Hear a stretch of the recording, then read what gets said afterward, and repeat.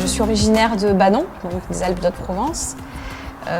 Je suis partie à Paris, puis à Monaco et à Nice pour les études et le travail. J'ai travaillé dans le domaine de la mode. Je suis également originaire des Alpes d'Haute-Provence, je suis manosquin.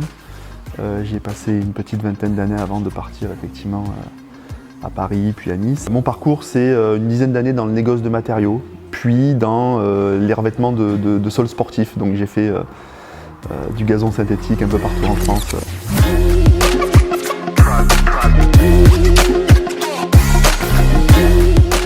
Moi, c'est plus le marketing, la stratégie et le design en fait. Puis en général, Virginie, elle voit, elle dit ce qu'il faut faire, et moi j'essaie de le faire. Voilà. La mayonnaise a pu prendre vraiment grâce à ses qualités managériales hors pair. Je suis assez d'accord.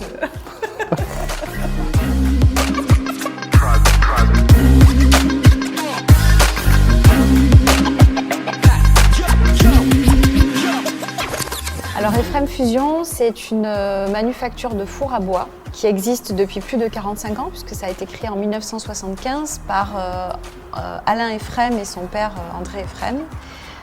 Ils ont mis au point des kits à base de béton de terre volcanique. Notre projet de reprise, en tout cas, ça a été de reprendre, de moderniser l'ensemble du site et de la société et d'accentuer nos parts de marché dans le professionnel.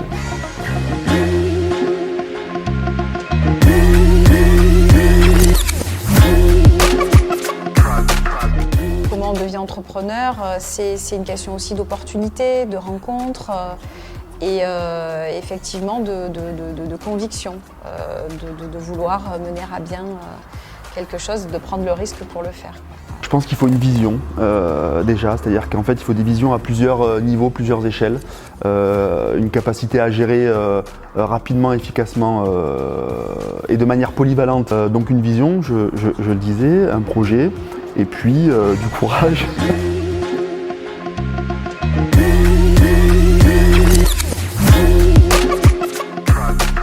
On est dans une Provence qui est restée confidentielle, mais c'est une Provence rurale, hyper authentique. Je pense qu'il y a vraiment des opportunités croissantes. Puis il y a aussi une notion d'entraide, de relation qui est extrêmement forte. Ce territoire, c'est un territoire d'accueil extraordinaire. Il fait super bon vivre et vraiment l'entrepreneuriat, il a toutes ses raisons d'être ici.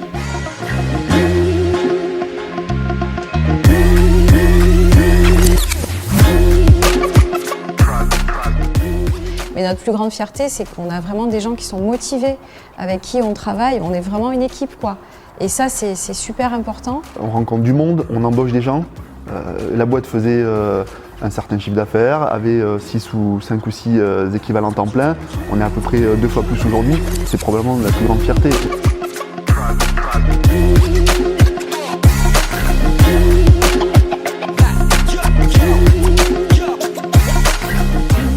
Un changement, c'est à la fois une contrainte et une opportunité, et c'est parce que ça peut être une contrainte que ça peut être une opportunité.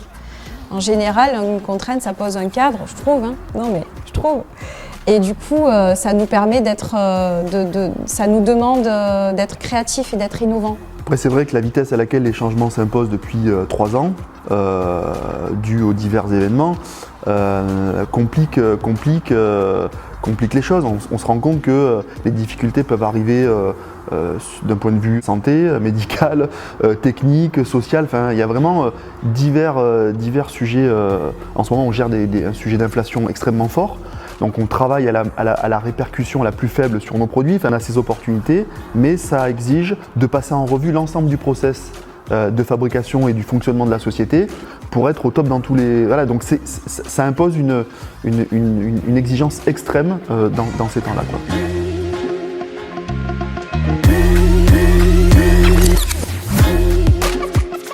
toute la partie agricole, en fait, on a implanté une centaine de fruitiers justement pour en faire une zone en permaculture qu'on va faire par étapes. De transformer le lieu en tiers-lieu avec un atelier culinaire centré sur la cuisson au feu de bois. Cet atelier de formation, cette cuisine, ce grand atelier culinaire, va nous permettre de présenter et de faire tester nos nouveaux modèles. Nos clients sont demandeurs, ils ont envie de venir, de passer du temps, de nous rencontrer.